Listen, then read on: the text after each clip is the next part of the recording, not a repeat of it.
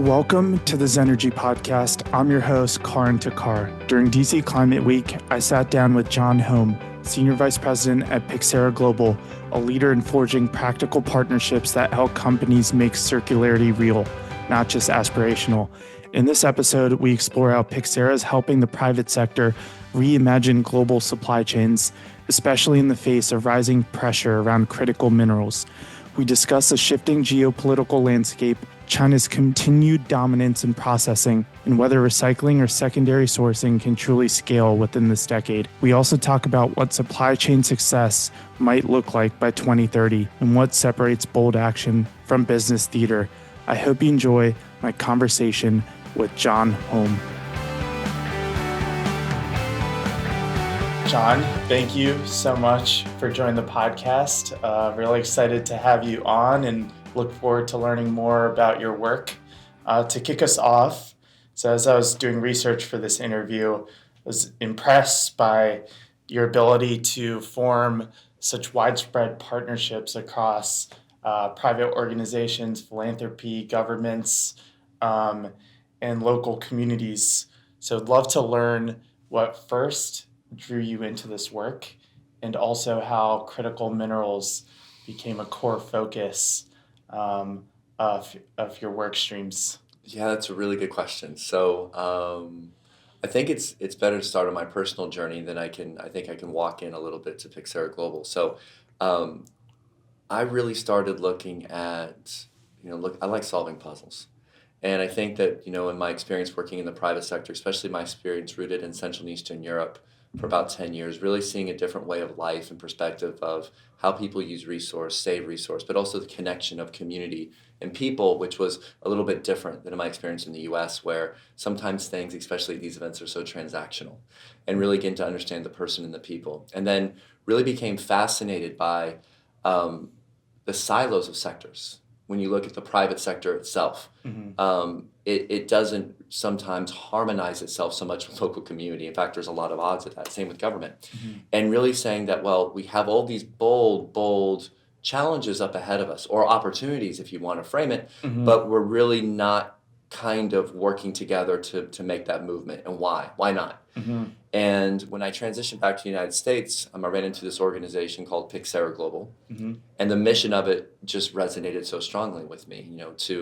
Our mission is to unite the public, private, and social sectors together to solve the most pressing challenges of our time, one community at a time. Leveraging the power of the private sector to leverage a net positive transition, with the framing that private sector owns a lot of power. But we don't talk about it that much. We talk about, kind of return on interest and earnings and sales, but we're not really talking about the power they yield. And so working at Pyxera Global got me into this thing of framing how we can build coalitions to really frame the work around bringing in private sector the right way, we think, around solving some of these problems, such as climate or such as circular economy. With the framing, when you look at this work today that we're into right now, is that, we're kind of past the due date. We're past 1.5 degrees, so we don't talk about it. We don't reconcile that, authoritarianism is rising. And how do we kind of come together and get those like-minded people that have the same vision, the same guts to really kind of come together to have a common interest and a common goal? That makes a lot of sense. And you're mentioning how there's a right way to engage the private sector and have them connect to their local community.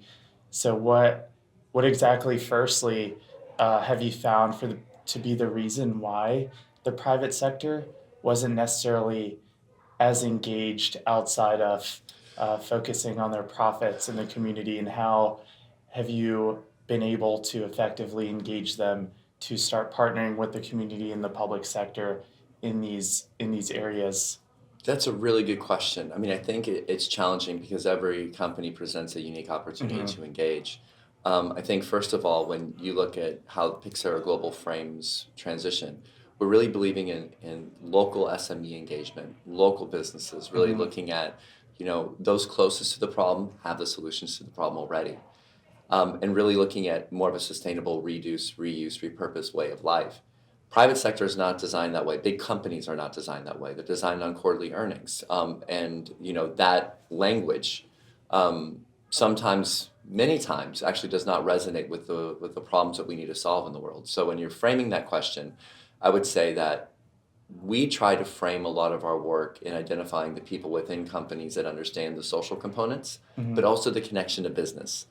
Knowing full well that business speaks one language. And so if you're not authentically and articulating that social performance into business unit itself in some context, it's just a pilot. And I think the coalitions that we design, whether that's the Circular Supply Chain Coalition, the Circular City Coalition, Partnership for Digital Justice, you're really framing this around getting the private sector to be an investor in the change that's needed, and really trying to have them reap benefits from it. So if you're working with a company like NL Energy on renewable energy transition, how do you get them on their social performance to get into cities and lead the renewable energy transition with distributed grid, or FedEx to take their logistics with the Circular Supply Chain Coalition and really double down and invest in reverse logistics, really thinking through the reverse models through an environmental context, a social context, a governance context, but first and foremost through a business risk mitigation, profit maximization context. I think sometimes, especially in the social sector, we lose sight. We try to assume that everyone is empathetic, that companies are empathetic.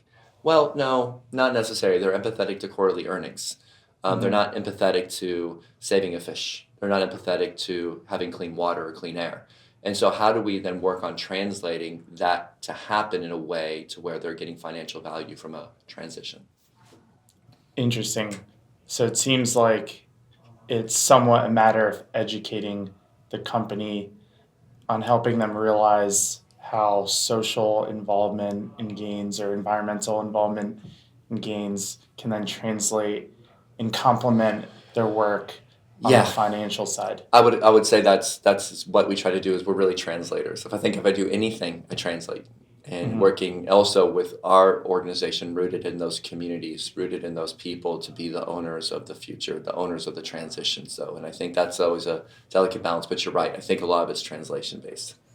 And that gets us into critical minerals as well. That's why it's a topical conversation. I'm looking forward to talking to you more about, and to sort of set the stage for your work in circular economy and critical minerals. I wanted to ask you, it seems like critical minerals have become a lot more of a central issue just over the recent years, whereas for several decades, it wasn't really at the forefront of the conversation.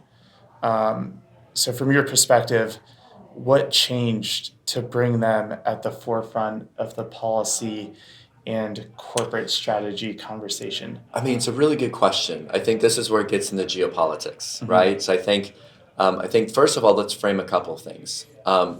Most of the world lives on reduce, reuse, repurpose behaviors to live. So work with me a second, because it's about behavior. But yet the funding, incentive, subsidy environment is not for those 80%. It's for extraction. It's for take, make, waste. And when you're thinking through this, when you're thinking about sustainability and you're thinking about this role, we've never had policies and subsidies globally to scale, reduce, reuse, repurpose. It's just extract, take, make, waste. That's important, because if you look at last year alone, 17 trillion with a T, trillion dollars were given to governments on extractive business, from governments to companies on extractive business practices. That's the root cause that no one's really talking about. The opportunity is, how do we take that transition? How do we take that money and invest in reduce, reuse, repurpose, and building back the earth, looking at the systems we have. And I think where critical minerals comes in is there. So if you're looking at the situation right now, China controls 95% of all critical mineral chains. It's a fact. But it's not new. This has been ongoing. All they did is take the playbook, really from the US, of looking at oil and gas, right? Which we have taken geopolitically. And then they said, well, we're going to get to critical minerals. Now, when you're Can you break that down a little? Just I think the 90% it's just number. Yeah, I think when you look at 95% of critical mineral chains, that's refining. So that's refining and processing. And if you look at this game, it's a long game. They've been in Africa for a while on the ports. This is not a small transition. And they have all the manufacturing capability and capacity in their country. So all they've done is say, well, wait a second, what's the next curve? What's the next play?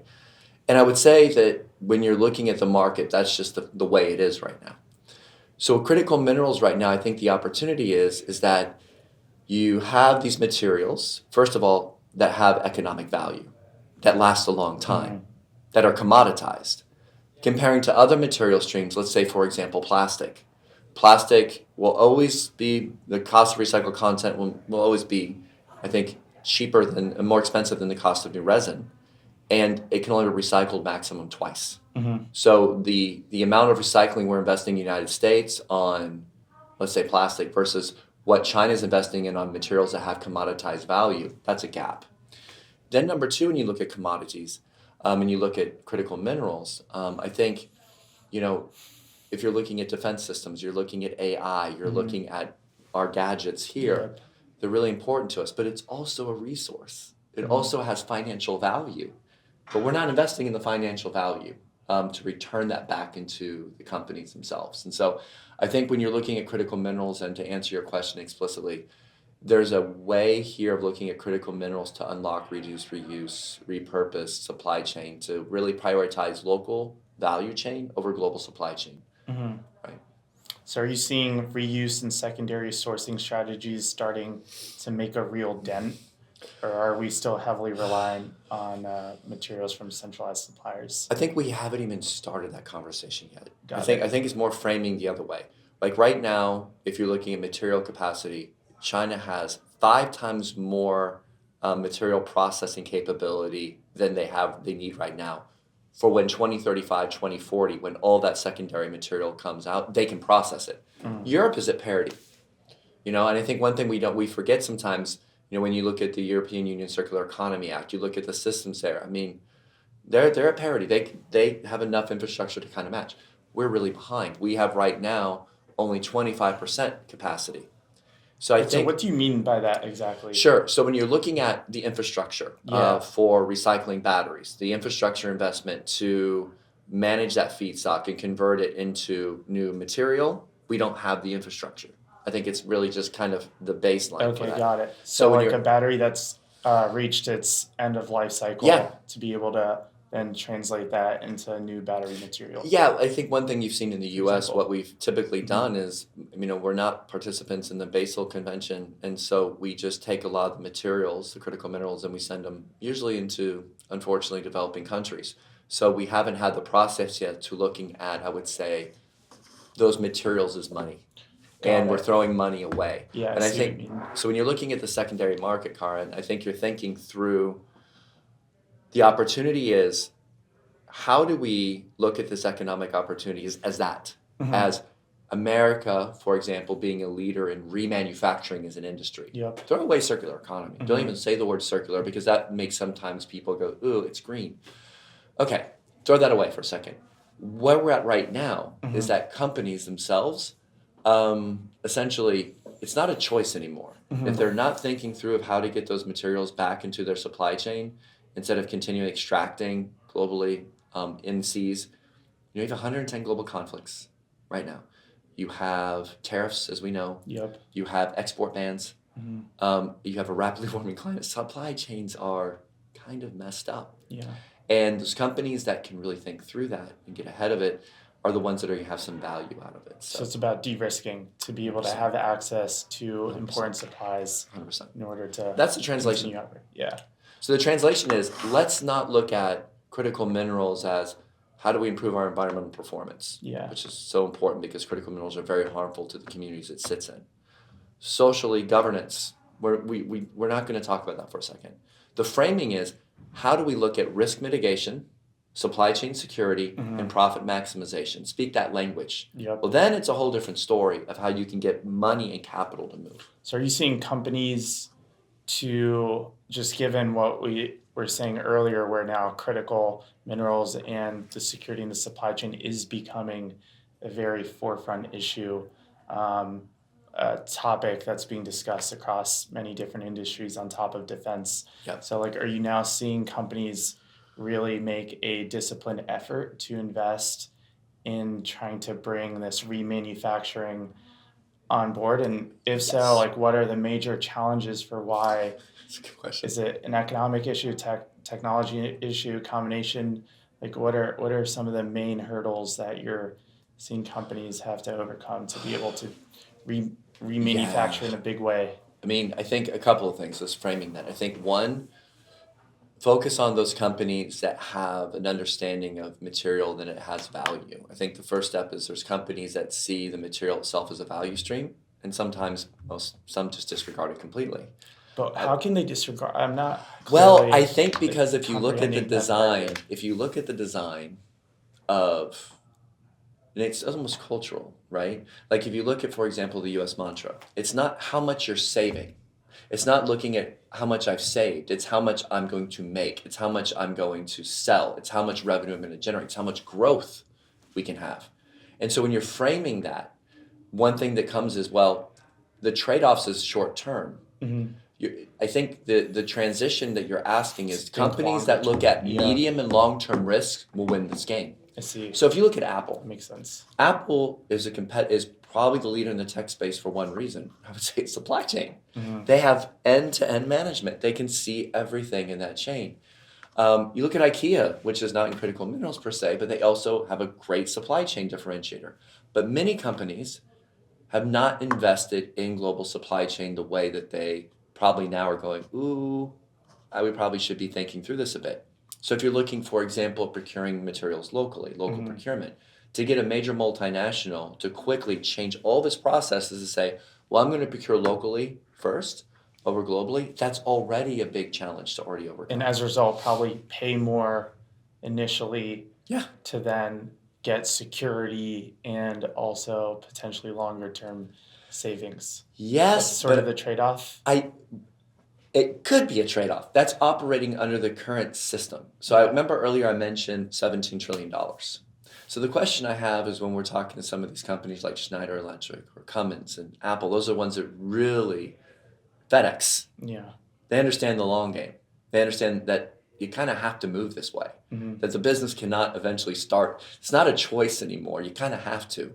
And so I think when you look at that $17 trillion again, imagine those companies going on the Hill or going to those governments saying, look, why don't you help us onshore jobs domestically?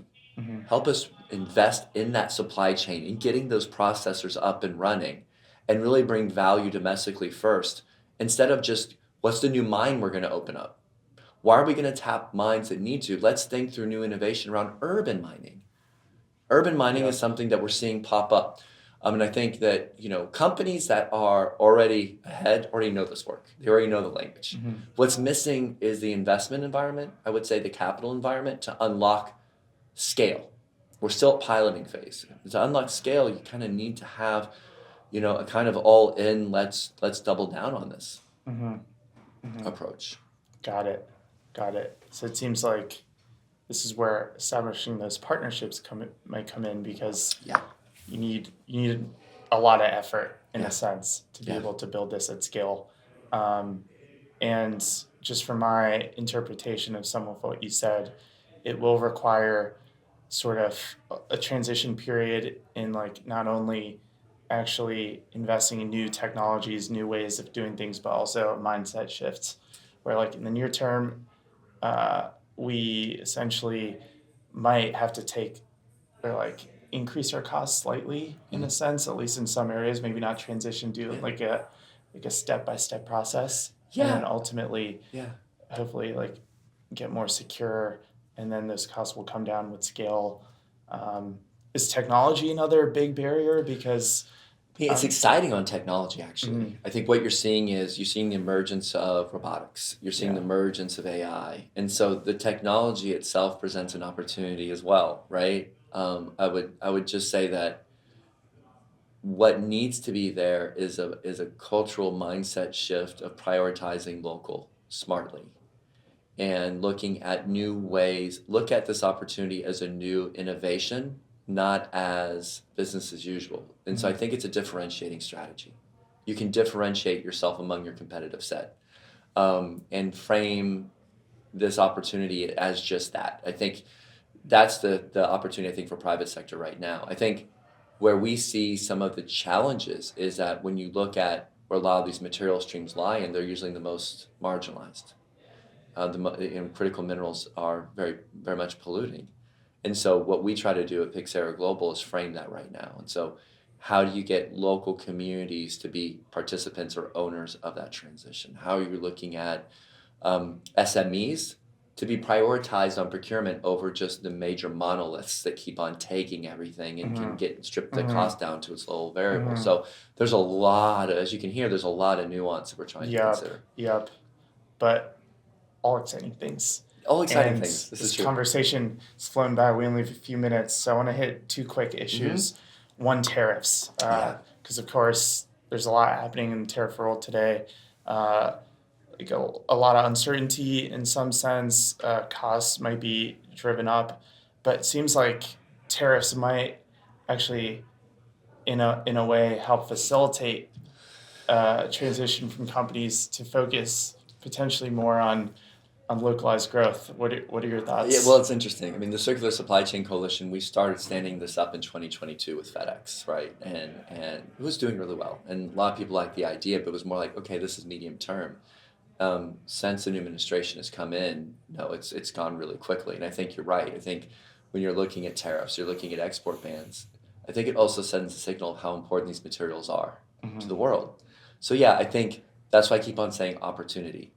To say how we're navigating those tariffs or how companies navigate those tariffs, that depends on the company themselves and what that looks like. And I think for us, the main focus is trying to go back, well, the main thing is the main thing. How do we looking at putting those systems in place in a local context to where companies can look at procurement of materials, not just in the U.S. So we frame it, when we look at the U.S. market, we say, well, it's the North American market. So free trade zones between Canada, free trade zones between Mexico, looking at EU and look at the Transatlantic Alliance and sitting there and trying to take some of the great work they've done. Where we see a geopolitical opportunity is using critical mineral reuse as a lever for good. So it's a negotiation play. You know, we should not be necessarily talking about a 51st state to the north of us. We should not be talking about a country of material wealth. We should be talking about our own material wealth that we have right now within our borders that we're just letting sit there and not doing anything with. So looking ahead to 2030, what does success look like for a company that's genuinely committed to circularity? I would say that a company that's committed to this will have a first mover advantage for a long time. It's securing their power.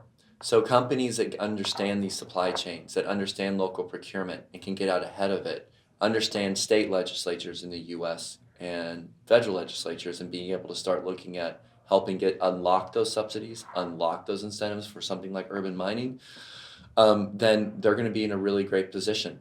The reality is 1.5 degrees climate, we've already tipped it Celsius.